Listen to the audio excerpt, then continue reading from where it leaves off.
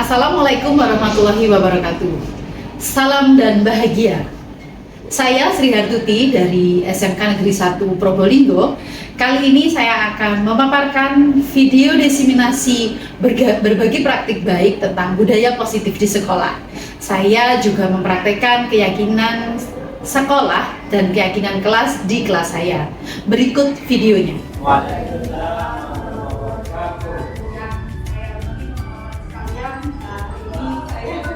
Kegiatan berbagi praktik baik budaya positif di sekolah. Nah, ini kebetulan adalah salah satu tugas saya dari kegiatan pendidikan guru gerak. Jadi saya mendapatkan pembelajaran tentang budaya positif, kemudian saya harus mendiseminasikan kepada Bapak Ibu sekalian. Nah, semoga dari kegiatan nanti ini sifatnya ini nanti apabila ada di tengah saya memberikan informasi Bapak Ibu ingin tahu hal lain juga boleh langsung bertanya, kita diskusi saja. Dan praktik baik budaya positif di sekolah itu nggak ada habisnya sampai nanti. Tapi dan yang kita lakukan ini adalah bagaimana caranya untuk kita ini mengupgrade diri kita ya, karena kita juga menjadi panutan bagi anak-anak nanti. Nah, saya berikan beberapa tayangan yang mungkin ini nanti juga saya dapatkan selama ini dan yang sudah saya lakukan. Kalau saya pastikan ini berdesak.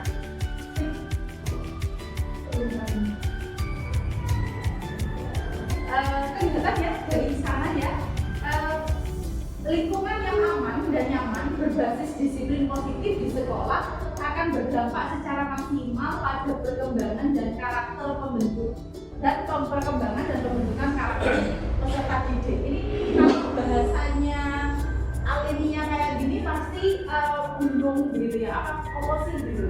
Nah, ini ada bagian yang kita gambarkan secara sederhana. Di sini di tengah itu adalah murid yang memiliki kompetensi dan karakter Pancasila. Itu merupakan harapan dan cita-cita semuanya bagi pendidik di sekolah kita ini. Nah, di situ ada lingkaran belakangnya, di luarnya itu adalah namanya, itu adalah sekolah yang kita cita-citakan. Nah, murid yang memiliki kompetensi dan karakter Pancasila serta sekolah yang kita cita-citakan itu terwujud dari beberapa hal, ya kan? Gak mungkin murid yang memiliki kompetensi dan karakter Pancasila dan sekolah yang kita cita-citakan, sekolah yang seperti apa, itu terjadi begitu saja. Nah, siapakah yang mendukung? Yang mendukung ada di luar ini. Ada di luar ini. Yang pertama adalah yang di atas, adalah pembelajaran yang berpusat pada murid. Pembelajaran yang bukan untuk dilakukan karena keinginan gurunya, tapi adalah bagaimana murid mendapatkan sebuah pelayanan, mendapatkan sebuah pendidikan yang memang disiapkan oleh gurunya. Jadi bukan target dari guru saja, tapi bagaimana materi yang diberikan ini adalah kecakapan. Saya pernah melihat guru itu praktek ya, membuat testing apa kalau masih ingat ya. Itu pasti berdampak pada murid. Beda dengan ketika hanya menyampaikan sebuah contoh saja.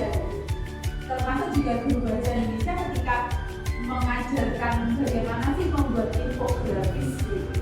Nah itu juga bermanfaat bagi mereka di kemudian hari yang langsung bisa dipraktekkan. Berikutnya kita ke sini. Ada pendidik yang reflektif, gemar belajar, berbagi dan berkolaborasi. Seperti yang sudah kita lakukan gitu ya. Mungkin atau Bapak Ibu sendiri itu di RHK itu kan dikatakan refleksi. Lah sudah lakukan refleksi. Nah, guru-guru yang merefleksi dirinya, yang tahu bahwa saya ternyata harus belajar bagian ini, saya kurang ini, itu adalah guru yang melihat ke dalam dirinya bahwa ketika saya mau melanjutkan perjalanan mengajar siswa, saya itu harus tahu kekurangan saya.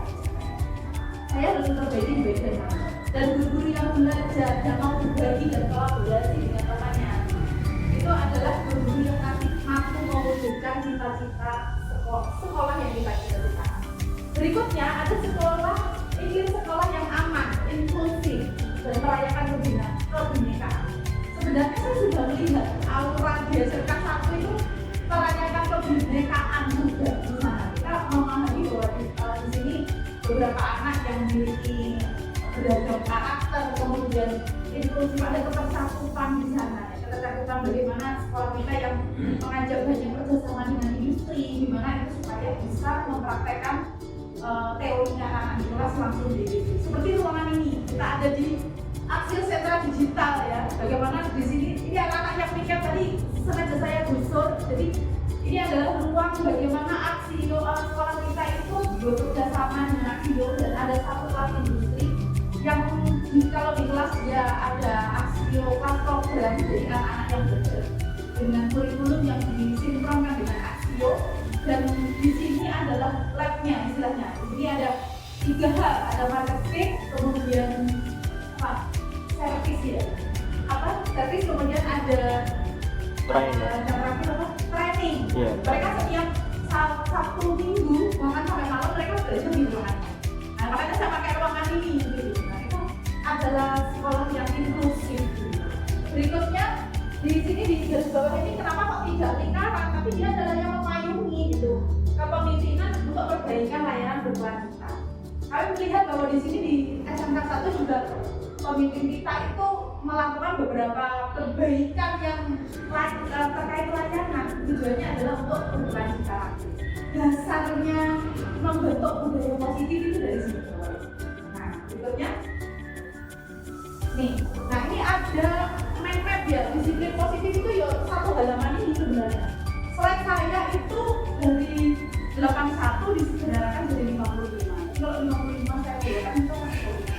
Nah ini saya satu lembar ini gitu ya. Pertama, disiplin positif. Bapak Ibu kalau mendengar kata disiplin itu pasti kan sesuatu yang berkaitan dengan keteraturan. Nanti di bawah ada penjelasannya. Nah di sini disiplin ini ada cabang-cabangnya 1, 2, 3, 4. Maksudnya apa? Bahwa disiplin positif itu ternyata juga terkait dengan beberapa hal. Yang pertama terkait definisinya dulu. Ini ada pernyataan atau kalimat yang mengatakan bahwa Anda tidak bisa mengontrol orang lain, hanya Anda yang bisa mengontrol diri Anda.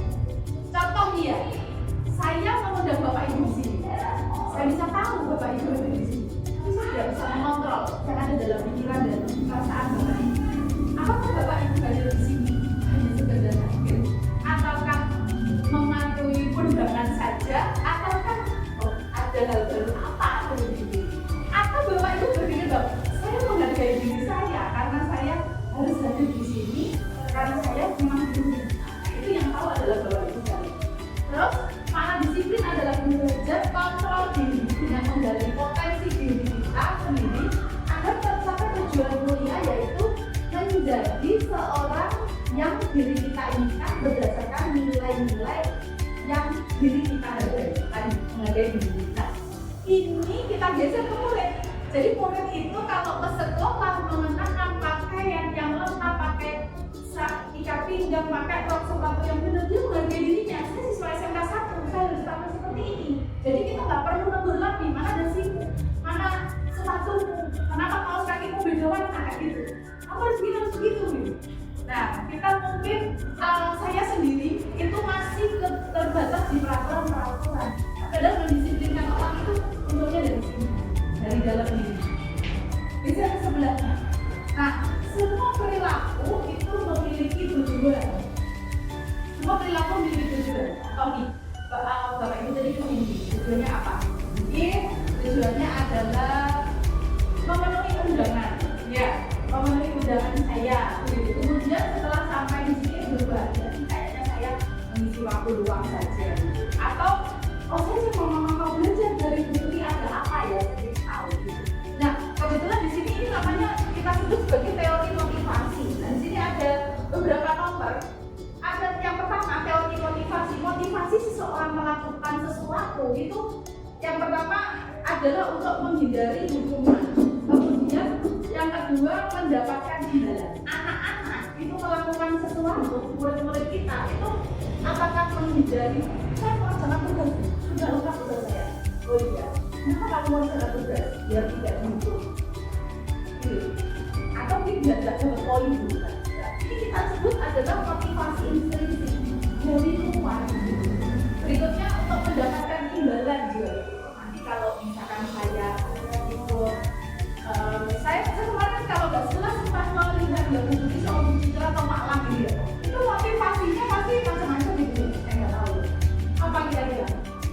ingin mendapatkan ilmu maksudnya.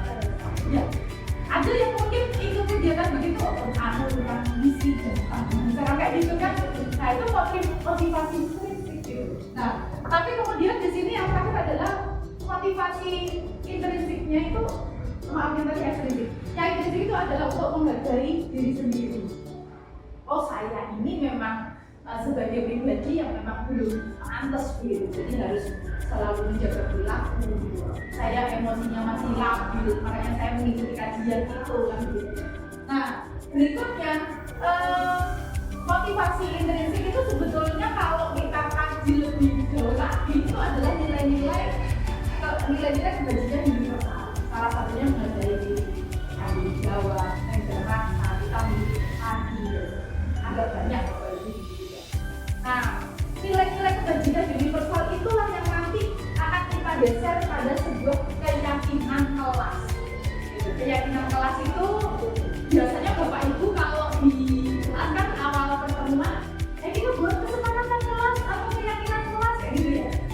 Ya, kalau main HP itu, operasikan HP-nya harus ada apa namanya, izin atau sesuai.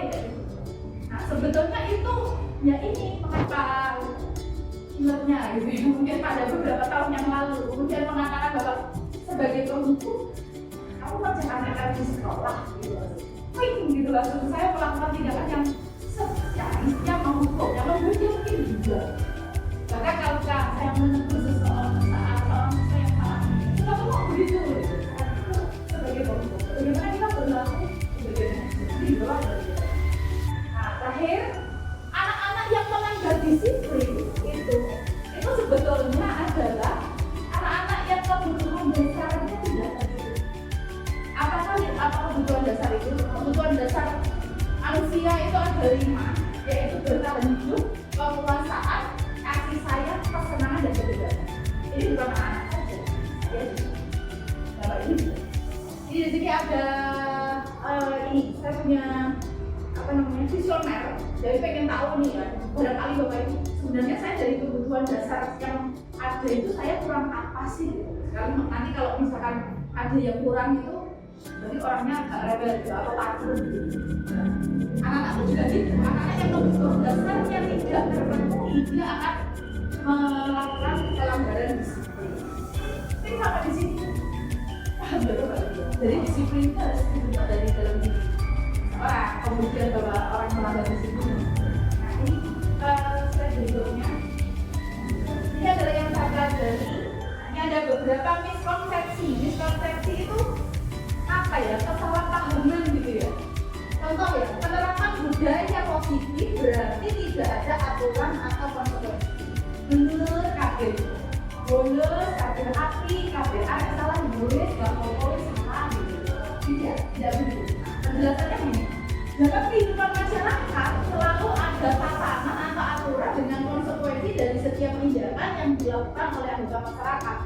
Dalam penerapan budaya positif, guru melatih kesadaran murid melalui pemahaman bahwa tatanan dan konsekuensi hadir untuk memberikan keselamatan dan kebahagiaan pada diri sendiri sebagai manusia dan anggota masyarakat. Sehingga tatanan tersebut dipatuhi bukan karena takut konsekuensi, tapi karena kesadaran diri ingin mewujudkan nilai baik. Kata kuncinya adalah penerapan budaya positif adalah mengajarkan dari dalam diri. Walaupun kita akhirnya juga memberikan beberapa konsekuensi, tidak dibiarkan berlalu begitu saja. Berikutnya ini, dengan membuat keyakinan kelas dan ditempelkan di depan kelas, maka sudah cukup, tidak perlu ada tindak lanjut, tidak ada konsekuensi, tidak ada rasa. Betul? Salah ya Bapak Ibu ya. Jadi kadang-kadang keyakinan kelas itu kalau wali kelasnya mungkin nanti yang wali kelas bisa mulai membuat dan saya bisa menunjukkan alur gitu ya. Terus saya bukan wali kelas, jadi saya tidak punya papan untuk mengabadikan keyakinan kelas saya gitu. Tapi ada alurnya gitu. Keyakinan kelasnya itu mari ditempel ya wis. Kalau misalkan ada anak melanggar bagaimana? Atau ketika ada yang dalam prosesnya melanggar keyakinan kelas, ya gitu, nggak ada tindak lanjut.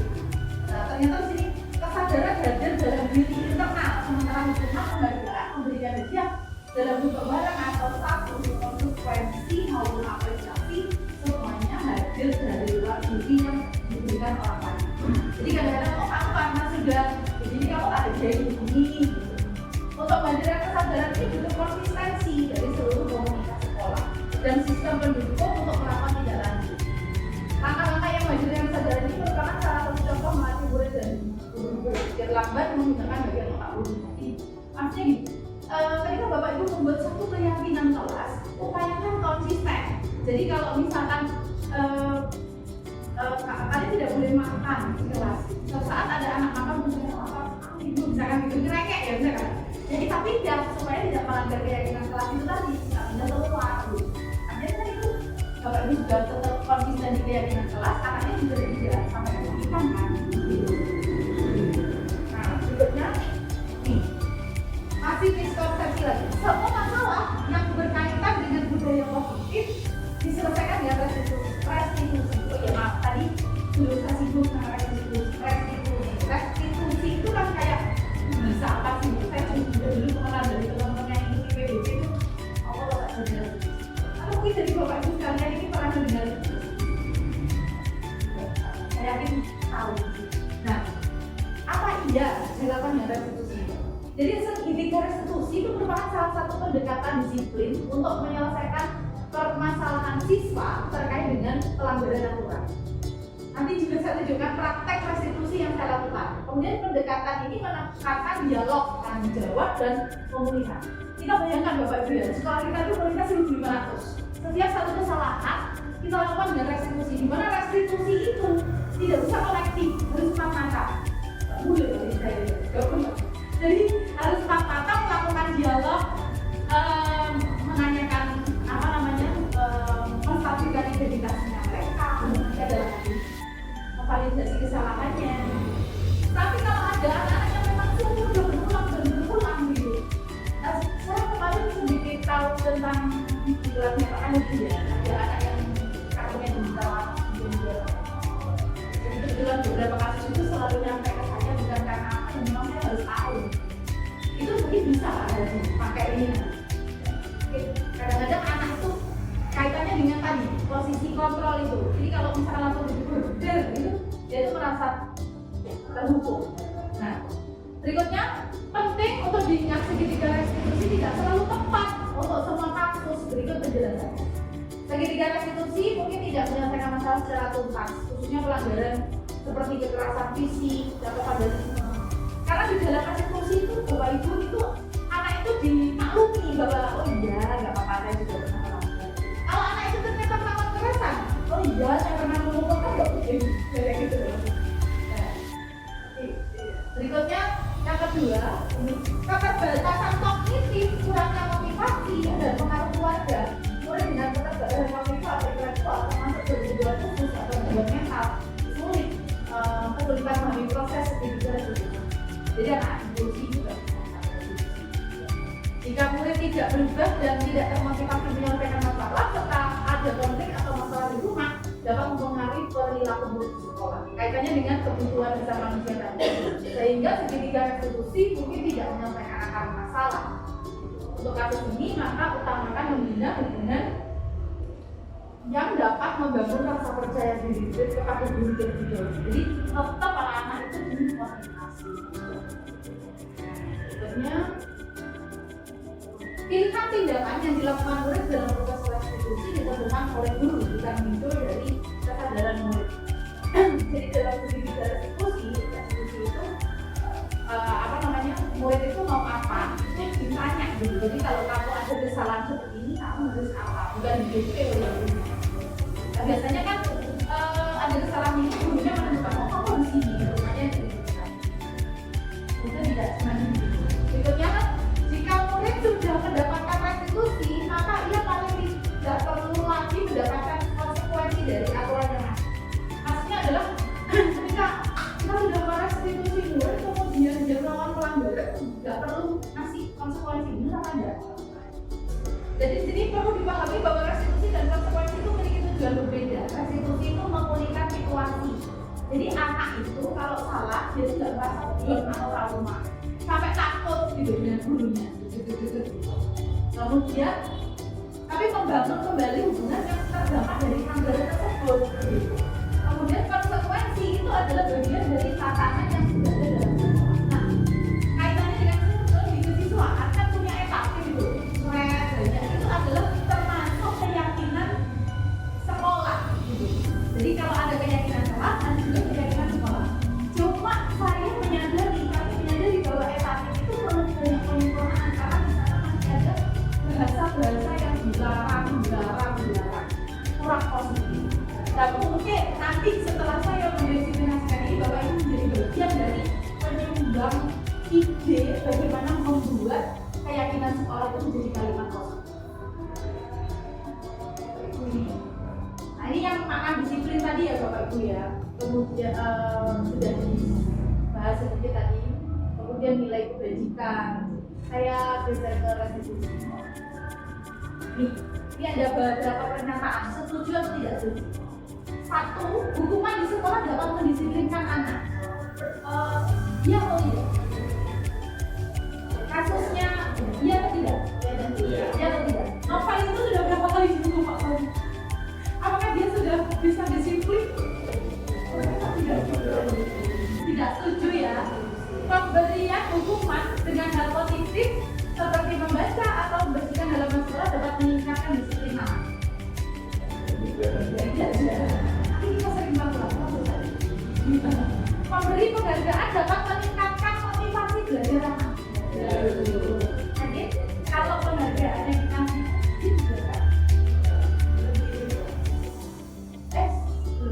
membuat anak merasa bersalah, memberi dampak lebih ringan dibanding penghukum. Tidak ya. Biasanya seperti apa yang membuat anak merasa bersalah? Kamu tahu nggak kejadian seperti ini? Ini membuat bukti ini menjadi semakin kan dia merasa bersalah betul. Tapi ternyata buku seperti itu aja, besok dia tak apa lagi. Apa dikira dengan membuat kata bersalah itu dia sadar? Jadi ini teori motivasi perilaku manusia Bapak Ibu yang tadi juga sudah saya jelaskan. Kalau menghargai diri sendiri itu saya akan jadi orang yang seperti apa bila saya melakukan. Nah ini kutipan yang bagus. Menurut Ki Hajar Dewantara, merdeka itu adalah tidak hanya terlepas dari perintah, tapi juga cakap memerintah sendiri. Seandainya anak-anak memahami ini, anak-anak yang merdeka, saya waktunya belajar, saya waktunya main game, saya waktunya ibadah. Itu semuanya kayak berjalan tertata gitu, kita nggak usah teriak-teriak mengingatkan. Berikutnya, ini ada pernyataan lagi dari Alkifon, dihukum oleh penghargaan, bahwa penghargaan berlaku sama dengan hukuman. Penghargaan dalam arti meminta atau membujuk seseorang melakukan sesuatu memenuhi tujuan tertentu dari orang yang meminta atau membujuk. Contohnya, Ida minta tolong Bu Ida, saya berikan mobil kasih konstruksi itu. Apakah itu bisa dilakukan Bu Ida secara bersih? Tidak, hanya kali itu aja. Ternyata ini tidak membantu. Sama dengan anak-anak. Besok selamat pagi ya, yang selamat pagi saya beli coklat. Besoknya ya selamat pagi. Ternyata penghargaan juga nggak baik. Dorongannya eksternal dan akan ada faktor ketergantungan dari beberapa dampak penghargaan. Nah ini didukung oleh penghargaan. Ternyata seperti ini. Pengaruh jangka pendek dan jangka panjang. Penghargaan itu mendukung ternyata. Penghargaan itu mengurangi ketepatan. Penghargaan itu tidak efektif. Penghargaan itu perlu tabungan. Penghargaan juga menurunkan kualitas. Penghargaan macam berarti. Penghargaan mengurangi motivasi individu. Contoh dia, kalau kita meminta siswa gitu melakukan sesuatu terus kita beri selalu kita beri imbalan saat siswa tersebut melakukan sesuatu yang kita nilai kualitasnya tidak berubah. Saya tidak diberi ini, mau diberi nilai apa-apa. Tapi kalau siswa tersebut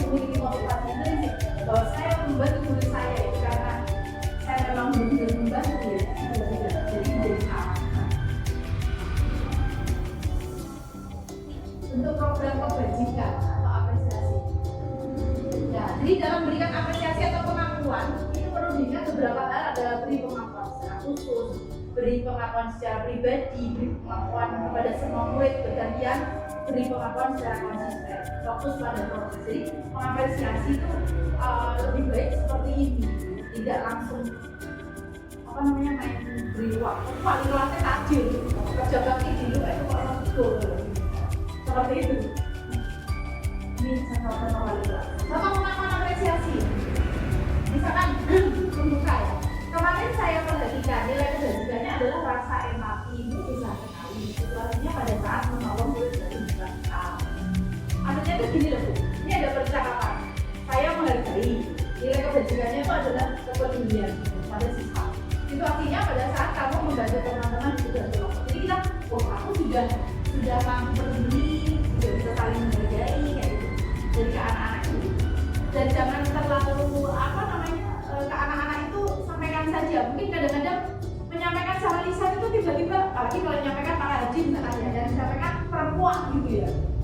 Rasa empati itu bisa sekali gitu, langsung berpakaian gitu anaknya kan, apalagi kalau kayak kok lagi belajar dari sama saya, padahal kita sedang melakukan apresiasi sebuah kebajikan gitu. Maksudnya apa? Iya, hati kayak gitu ya.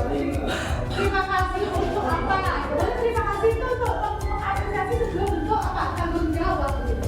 Pada saat kamu itu bentuknya siswa mengumpul kertas-kertas di lantai gitu. Jadi yang harus tunggu nanti pakaiannya Bapak Ibu ya. Jadi ketika kalau tunggu nanti terima kasih yang tadi sudah membawakan tas saya kirimnya malam, jangan berarti menjadi baik. Jadi kalau langsung sekali ya, jadi kita berasakan apa yang namanya kata-kata aja ini. Terima kasih, maaf, tolong. Jadi kalau sudah orang kira satu bukti diberesi, terima kasih ya. Apresiasi. Ya. Berikutnya ini Bapak Ibu, ini ada 7 pertanyaan. Nomor 1 ini apa? Hukuman atau konsekuensi? Hukuman. Ya, nanti kita kata kuncinya. Mencatat 100 kali di dalam buku kalimat saya tidak akan terlambat lagi. Lari mengelilingi lapangan basket. Murid diminta push up.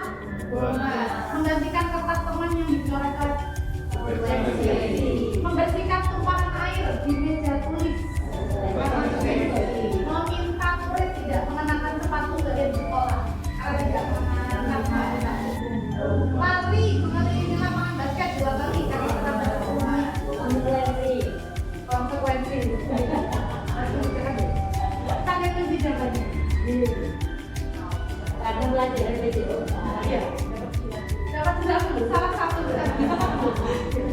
Ini adalah jadi gini, di dalam menerapkan budaya positif itu bagaimana kita itu sebisa mungkin menerapkan budaya positif itu sedang kelembutan. Jadi tidak langsung terus menyakiti hati yang memang konsekuensi. Lari mengelilingi lapangan basket cocok karena dia melakukan sampai jauh.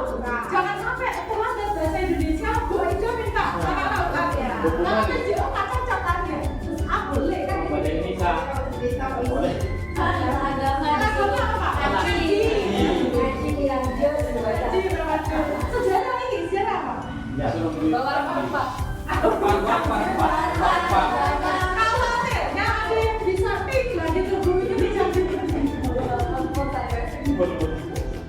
Lupa. Jadi Bapak Ibu tabel Iya, ada sasaran seleksi kita nggak kelihatan nih. Letso. Lebih besar. Oh ini karena PDF. Ini boleh ya. Lagi sih.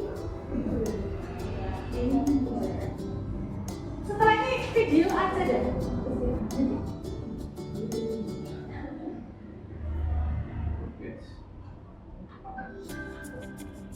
Nanti kalau udah kelihatan ini tak berikan boleh. Dari 80.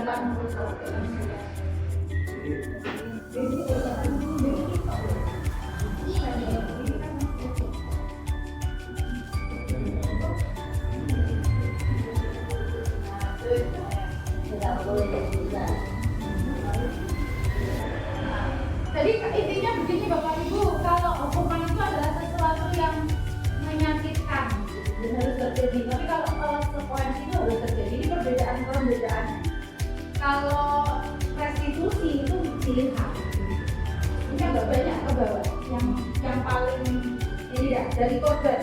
Hukuman itu korban mendapatkan keadilan. Seakan-akan kalau ada sesuatu yang ada anak berkelahi begitu dihukum, terus yang bikin masalah itu kita hukum, seakan-akan korbannya itu mendapat keadilan. Kemudian kalau konsekuensi korban itu diabaikan, kita mikir konsekuensinya saja. Restitusi korban mendapatkan ganti. Nah ini biar nggak masalah dengan restitusi itu tadi, saya langsung ke restitusi. Jadi restitusi itu kalau dari bahasa kampus itu seperti ini. Ganti rugi, tapi kita pakainya ke bahasa kampus. Tapi bukan, tapi secara kontekstual restitusi dalam disiplin positif itu bukan ini, bukan ganti rugi, bukan pembayaran kembali. Nah, adalah proses menciptakan kondisi bagi murid untuk memperbaiki kesalahan mereka, sehingga mereka dapat kembali ke kelompok mereka dengan karakter yang lebih kuat. Nanti dengan ini saya tunjukkan videonya saja ya, praktek. Nah, kemudian apa itu restitusi? Restitusi merupakan proses kolaboratif yang mengajarkan murid mencari solusi atau masalah mereka dan membantu murid untuk berpikir menjadi orang seperti apa mereka, bagaimana mereka memperlakukan orang lain. Jadi kalau ada masalah di kelas, itu Bapak Ibu itu jangan langsung dikirim ke Pak Sony, semua dikirim Pak Ali. Di restitusi Bapak Ibu ditanya, dan kenapa kamu kasih namanya nyontek? Kenapa kok kamu tidak mengerjakan soal tepat waktu? Kita tanya apa itu? Yang pertama, belajar dari kesalahan, bukan menebus kesalahan. Jadi kita melihat mereka kesalahannya apa, memperbaiki hubungan. Dari siswa yang melakukan kesalahan dengan kita itu tidak ada rasa sakit hati. Kemudian menawarkan, bukan memaksa. Dan restitusi diri adalah cara terbaik. Menuntut untuk melihat ke dalam diri, potensi dirinya itu apa. Kadang-kadang mereka itu kok tiba-tiba tidur di kelas ya, kenapa? Ketika kita ajak ngobrol itu, oh jam karena tadi malam saya nggak tidur. Dan kenapa malam tidak bisa tidur? Karena siangnya tidur full. Dan mencari kebutuhan dasar, berfokus pada karakter dan solusi, mengembalikan murid yang berbuat salah pada kelompoknya. Kadang-kadang anak-anak yang salah kita abaikan sering dihukum, semakin dia kayak terkucil gitu. Aku akan sekolah dan saya menjadi tidak pede. Dengan restitusi tidak begitu. Satu lagi ini untuk keyakinan kelas Bapak Ibu. Saya yakin Bapak Ibu juga membuat ya. Mungkin nanti yang wali kelas, mungkin di kelasnya ada yang sudah ditempel ya, mungkin setelah ini bisa ditempel ya, karena apa? Kalau kita kan kelasnya gurunya guru mantel ya, jadi kalau guru ini diri kita bikin yang keyakinan kelas, yang wali kelas bisa membuat ini kelas tersebut sehingga kalau ditempel itu sama. Tinggal kalau bahasa Indonesia itu kamu harus ada jadi tinggal apa bisa kita lihat semua. Nah, keyakinan kelas itu Bapak Ibu, intinya itu seperti ini yang kita miliki peraturan ya, selalu kembalikan buku, dilarang mengganggu hadir di sekolah, dilarang, jangan gitu. Itu adalah bahasa yang belum positif. Nah, keyakinan kelas yang benar itu yang bagaimana? Yang menggunakan kalimat positif, menghilangkan kata dilarang terlambat. Jadi menjadi datang tepat. Kemudian dilarang menggunakan kekerasan. Lakukan dengan kelembutan kan nggak bagus, kurang pas juga. Jadi Bapak Ibu, ini ada satu gambaran bahwa budaya positif itu membentuk satu lingkungan positif. Nah, lingkungan positif itu adalah di sekolah. Dimulai dari mana? Dari peraturan sekolah dan keyakinan sekolah. Didukung dengan keyakinan sekolah. Dan ini saya tunjukkan beberapa video yang mungkin Bapak Ibu sudah melakukan lebih baik dari saya. Tapi nggak apa-apa, ini hanya sebagai referensi saja.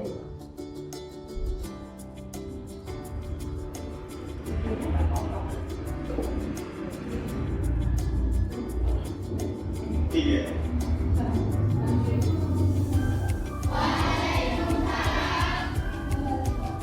Ini pada videonya keyakinan kelas.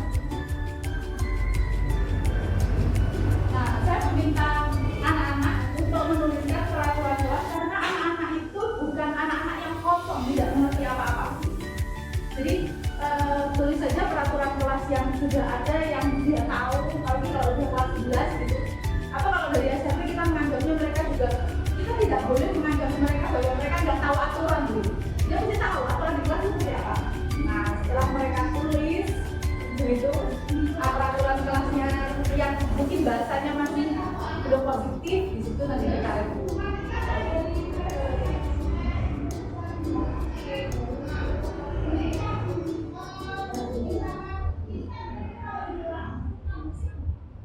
Ya, itu menulis peraturan kelasnya. Kemudian yang harus saya kasih. Ini adalah aktivitas mereka menunjukkan semua peraturan yang mereka tahu dan bahasanya mirip-mirip. Terus kita kelompokkan. Nah kalau sudah seperti kita kelompokkan seperti itu, kita cek apakah bahasanya mereka itu kan mereka di sini ingatnya dilarang gitu ya. Kalau dilarang itu pembahasan seperti itu ham gitu. Nah itu di sini kemudian di review nanti di apa namanya kita pilih, kita kelompokkan mana yang bahasanya sudah benar, bahasanya sudah positif. Ayat seperti dia coba. Jadi kita kalau proses mengelompokkannya, kemudian membuka menjadi kalimat positif. Nah, kurang lebih tampilannya begini.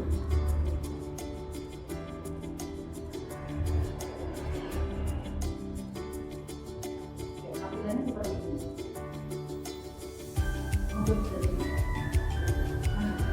Ini saya bacakan aja dari bawah ke belakang juga. Yang di sini ini adalah memunculkan peraturan yang perlu ditaati pada kelas. Saya akan ngomong dari sini dulu, dari sini dilarang ini, dilarang itu, tulis saja semua, kita wajahi semua. Kemudian di sebelahnya mengubah peraturan menjadi kalimat positif. Mengapa kok tidak dengan yang membuat, tapi dalam hal itu yang buat? Kita munculkan dalam pilihan anak. Oh kalau dilarang main HP atau dilarang bicara sendiri ketika gurunya menjelaskan, itu artinya adalah menghargai orang lain yang mengeluarkan pendapat, gitu ya. Nah, itu kan panjang, diingatnya kan juga agak susah begitu ya.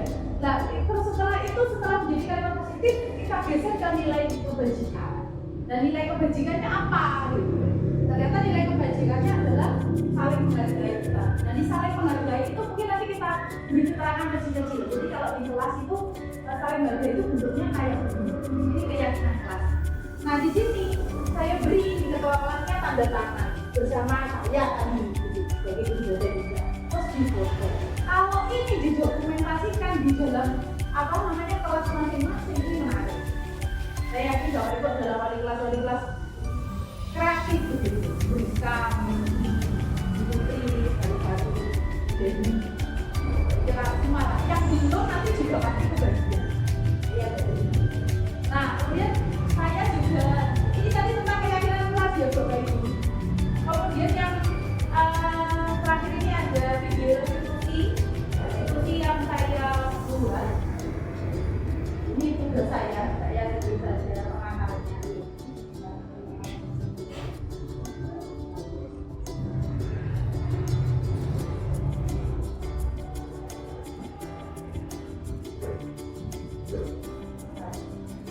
Jadi ini adalah salah satu tugas saya dan saat ini. Nah, restitusi itu ada ini Bapak Ibu, tampaknya menstabilkan identitas, memvalidasi tindakan salah, menanyakan KRI. Maksudnya begini. Jadi ketika siswa itu salah, itu harus jangan langsung divonis bahwa dia salah. Kita pakai teknik burger. Burger itu kan enak-enaknya di depan, yang busuk-busuk di tengah apa-apa. Yang enak itu toppingnya, udah gampang busuk kan, maksudnya bisa tahan 2 hari. Dagingnya, sayurnya itu kan burger. Jadi sampaikan dulu bahwa mengapa kamu tadi misalkan tidur di kelas gitu. Kemudian tidak langsung kok tidur, tidak doting gitu. Kemudian ada validasi tindakan yang salah. Validasi tindakan salah itu kadang-kadang memang mungkin bahkan kita bisa jadi mencontohkan diri kita atau mencontohkan orang lain atau memaklumi apa yang dijadikan suatu kesalahannya. Lalu yang terakhir adalah menanyakan keyakinan. Jadi ini contohnya bahasanya begini. Setiap orang pasti pernah contoh mengkaderkan identitas itu setiap orang pasti pernah melakukan kesalahan. Kamu bukan satu-satunya yang pernah melakukan, tapi ini nggak berlaku ke anak-anak yang memang sudah kesalahannya bertumpuk-tumpuk. Langsung ya. Jadi untuk yang baru pertama kali atau memang masih bisa dijangkau dengan restitusi seperti yang dijelaskan kita. Kemudian berikutnya adalah validasi kebutuhan, validasi kesalahan, validasi tindakan yang salah. Kamu untuk punya alasan, nah ini kita cari tahu, kita dengarkan alasan. Adakah cara yang lebih efektif untuk mendapatkan apa yang kamu butuhkan? Terakhir di sini nilai apa yang telah kita sepakati? Kamu ingin jadi seperti apa? Ini skenario ya Bapak Ibu. Ini adalah contoh anak yang tertidur di kelas. Tapi ketika saya pakai kayak tertidur di kelas langsung itu tidak bunyi. Saya ini karena melihat posisi saya. Akhirnya saya pinjam skripnya anak itu untuk saya pinjam ke yang lain. Mungkin ada pertanyaan Bapak Ibu, boleh? Kami lihat.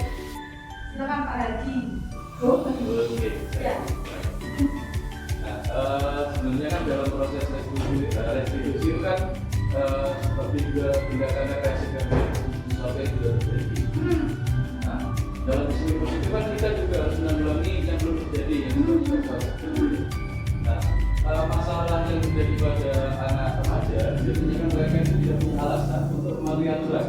Nah, atau kalau kita bisa pinjam istilahnya Robert Reporter ya, hamba atau apa manfaat bagi guru ya. Kira-kira cara kita sebagai guru itu meyakinkan kenapa sih kita harus mengikuti aturan ini ya, dan manfaatnya bagi mereka itu di mana? Ya, saat ini pertanyaannya bagus sekali ya Pak Haji. Jadi bagaimana kita meyakinkan kalau ini loh harus dikerjakan, tapi sebelum terjadi, jangan menunggu terjadi. Jadi yang saya jelaskan tadi kan intinya itu sebenarnya ada dua, keyakinan kelas dan keyakinan sekolah, dan restitusi. Bahwa anak-anak di sekolah kita itu harusnya kita pahami bahwa mereka itu yang selama ini kita lakukan adalah kita itu seakan-akan menuntut mereka itu paham. Ketika mereka berkesalahan, nggak usah salah sih kamu nggak tahu aturannya kan, dengan karena dia itu nggak tahu benar aturannya itu. Nah itulah pentingnya kalau di dalam kelas itu tanggung jawabnya guru maupun dan guru kelas untuk menyampaikan aturan di kelas tersebut. Kalau di sekolah tanggung jawabnya adalah orang kesiswaan dan staf-stafnya untuk menyampaikan semua aturan di sini. Jadi ada seandainya orang itu beli barang, itu ada buku panduannya, ada apa namanya itu yang kalau kita beli barang itu ada buku petunjuk, betul lah. Buku petunjuk itu ya aturan itu sebenarnya di sekolah gitu. Sehingga kalau mengantisipasi agar anak tidak berbuat salah itu mereka tuh tahu. Karena selama ini, tapi terlepas dari itu di anak-anak ini kan bukan berarti anak-anak yang tanggung jawabnya sekolah secara penuh.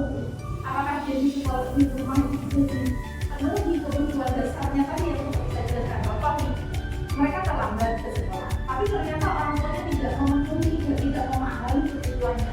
Seperti kasusnya misalnya itu dikaitkan dengan saudaranya sekian banyak, ya anak ini harus didahulukan mestinya begitu. Jangan harusnya datangnya lebih pagi. Tapi ternyata malah diabaikan. Akhirnya di sini dia salah, misalkan salah karena dia sering terlambat. Ini faktor orang tuanya juga. Kesimpulannya apa? Beri buku petunjuknya dulu, beri aturannya dulu, keyakinan kelasnya dulu, keyakinan sekolahnya. Berikutnya ini yang anak tertidur di kelas. Kalau ini adalah anak yang anak yang memakai make up berlebihan. Dan kalau merestitusi anak sebaiknya memang 4 mata tidak berlaku membebani dia. Jadi harus di depan kelas kalau jadinya malah menjadi. Ada lagi barangkali yang tanyakan kalau adanya sudah kan mati ya. Kalau adanya supaya melakukan hukuman kepada anak dan bagaimana nanti caranya agar anak itu tidak saling mati. Nah, benar Bu Aida mungkin menghukum siswa di sini mungkin terbatas pada kelas-kelas yang Bu Aida ajar atau pada kelas-kelas yang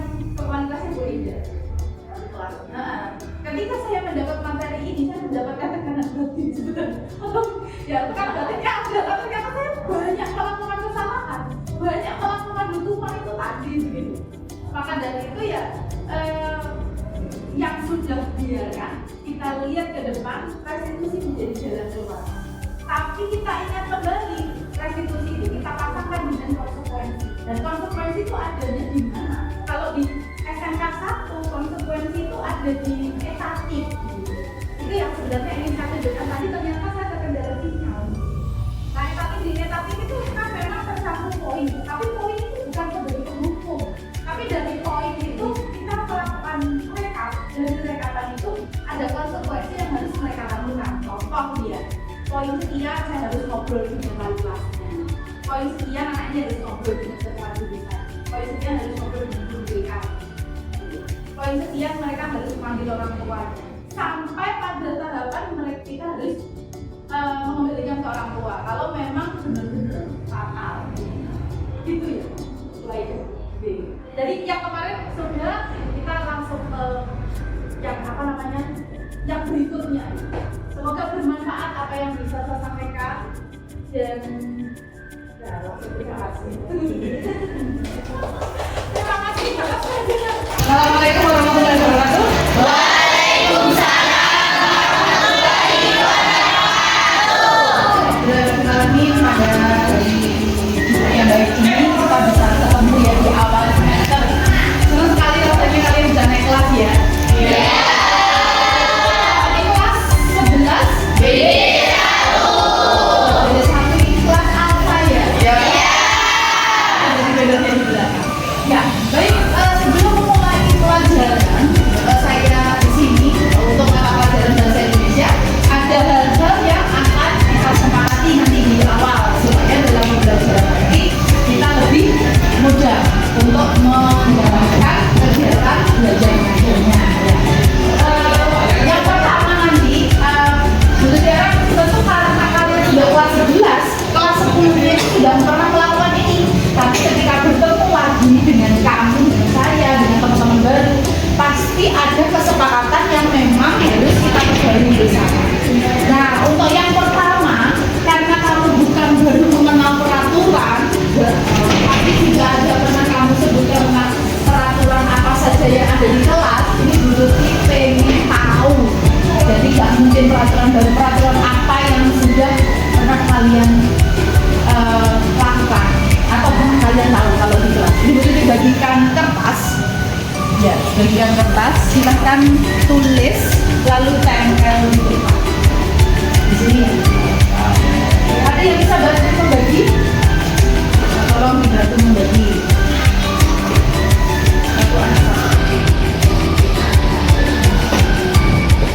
Sekarang ditulis peraturan apa yang pernah kamu dapatkan di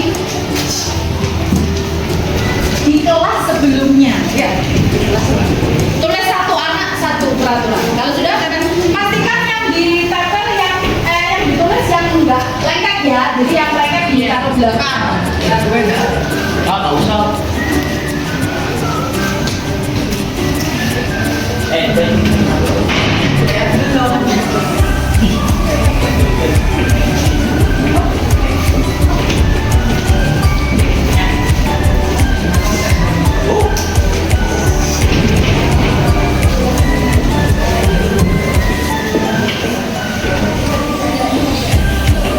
Nah, ini kan misalnya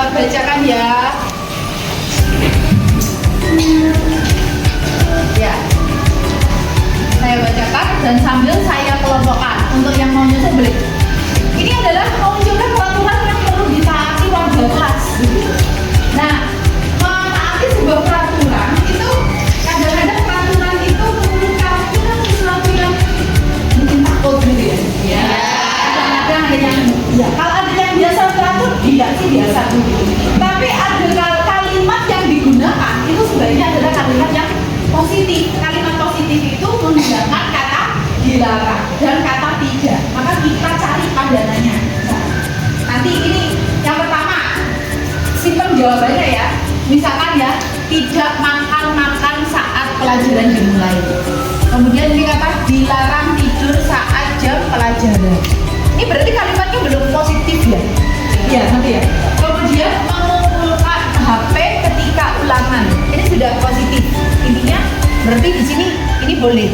Tidak ada yang perlu diubah, diganti. Kemudian tidak melakukan siaran langsung di medsos. Tidak boleh ngobrol ketika guru mendengarkan. Tidak boleh mengoperasikan handphone tanpa seizin guru. Ini tentang handphone juga. Ini tentang handphone juga. Kemudian tidak boleh mengoperasikan HP saat pelajaran. Ini sama. Tidak bermain HP saat pelajaran. Dilarang bermain HP saat pelajaran. Sekarang mau ditanya. Ini ada 5 ya. Tidak boleh mengoperasikan handphone, tidak melakukan siaran langsung, tidak boleh mengoperasikan HP, tidak bermain HP saat pelajaran, dilarang bermain HP. Itu kira-kira kalau dibuat kalimat positif apa? Siapa yang bisa membuat kalimat positif? Jadi menghilangkan kata tidak. Tidak bermain HP. Tidak boleh mengoperasikan HP. Ternyata banyak ya di sini. Jika guru mendengar menerangkan di depan, dilarang rame sendiri. Masih ada kata dilarang. Tidak boleh makan saat jam pelajaran. Jika guru menerangkan, dilarang bicara sama teman. Saat ujian, HP dikumpulkan. Ini masih kalimat positif. Jadi menghilangkan kata tidak. Tidak bermain HP. Tidak boleh mengoperasikan HP. Ternyata banyak ya di sini. Jika guru mendengar menerangkan di depan, dilarang rame sendiri. Masih ada kata dilarang.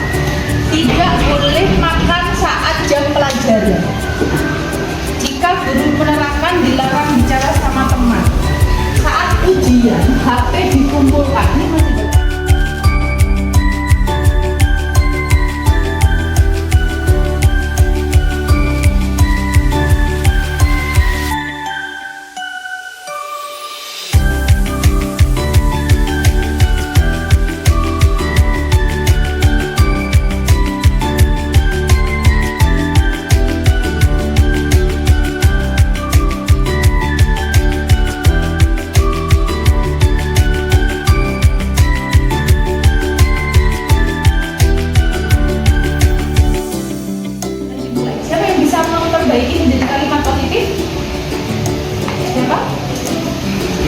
Tidak makan berarti makan dan minum saat kita nulis ya makan tulis ditempel di depan. Terus tadi masih ada di sini batas waktu kamar mandi 30 menit jika lumayan besar ditambahin. Artinya apa? Inti dari kalau kita kalian mau ke belakang itu apa?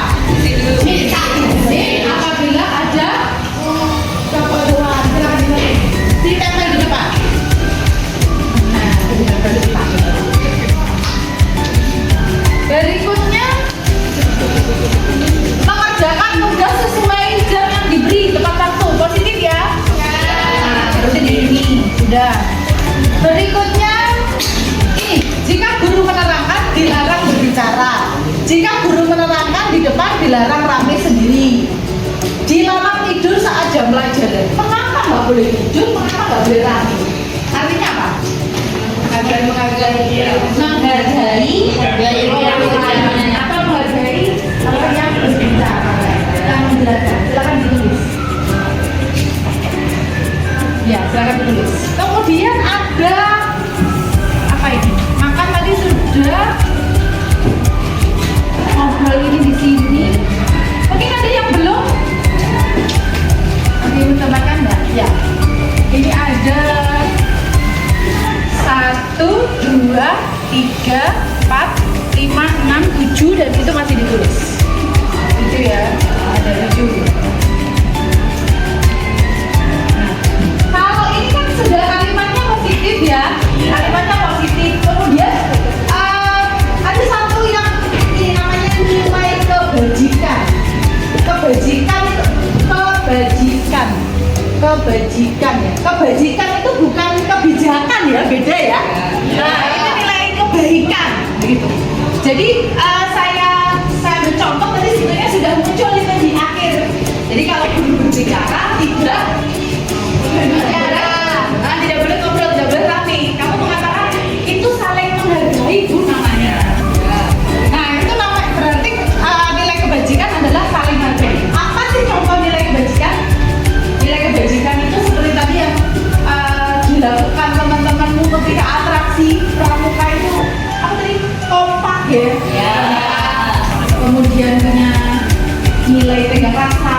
ada empati, menghargai seperti itu.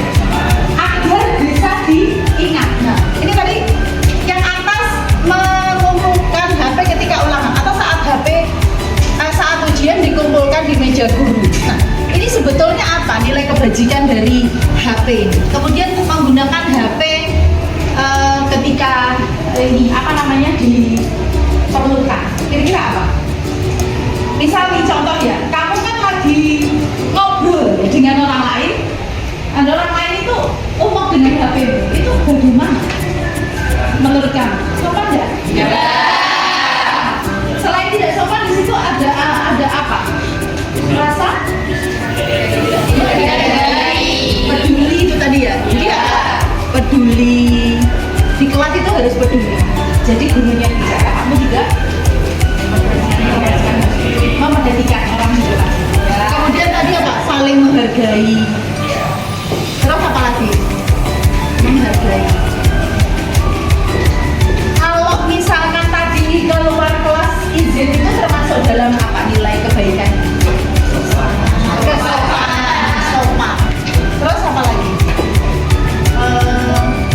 Mengerjakan tugas sesuai dengan jamnya, jangan tepat waktu, Pak. Apa lagi? Memiliki rasa tanggung jawab. Apa lagi? Jadi tanggung jawab. Ini tugasnya harus dikerjakan, gitu ya. Berarti harus dikumpulkan. Makan dan minum saat jam istirahat. Apa itu? Apa ini?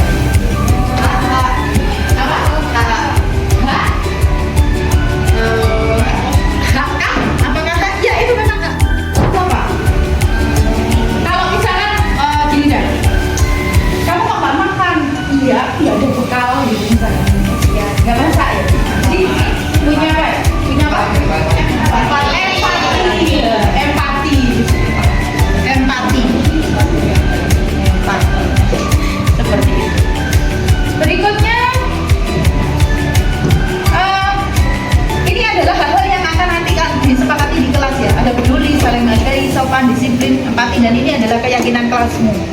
Nah, itulah yang nanti. Atau mungkin ada lagi kesepakatannya. Kalau saya mau menambahkan, karena ini mata pelajaran bahasa Indonesia, kalian harus membawa kamus, buku bahasa Indonesia, membawa buku bahasa Indonesia. Bagian dari tanggung jawab tadi. Jadi tanggung jawab itu macam-macam. Bawa buku bahasa Indonesia, kamusnya install ya di KBBI 5 ada di HP. Maka sebetulnya saya tidak melarang kamu tidak membawa HP, tapi HP itu bisa di Nah, kesepakatan kelas ini, ketua kelasnya, ya, apa namanya? Dana. Kesepakatan kelas ini, minta tolong ditandatangani ya Dana. Nah, ini ketua kelas.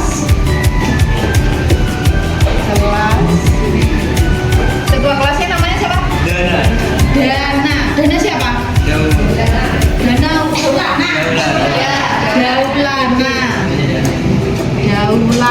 Daulana siapa? MI. Ini Probolinggo. Tanggal berapa ini?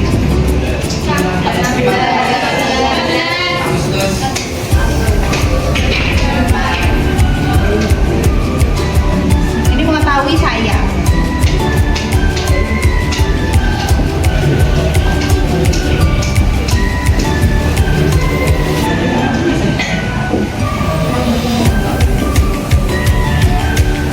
Yuk Dana tanda tangan.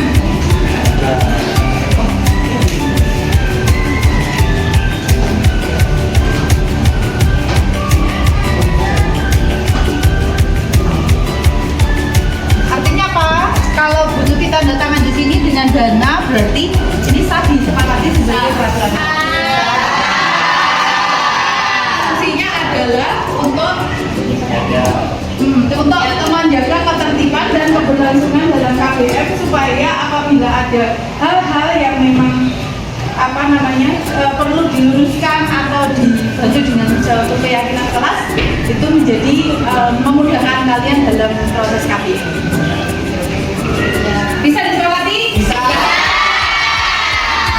warahmatullahi wabarakatuh. Saya Isti Ainur Rahma, guru Bahasa Indonesia SMKN 1 Probolinggo, akan memberikan testimoni terkait diseminasi yang telah dilakukan oleh Ibu Sri Hartuti.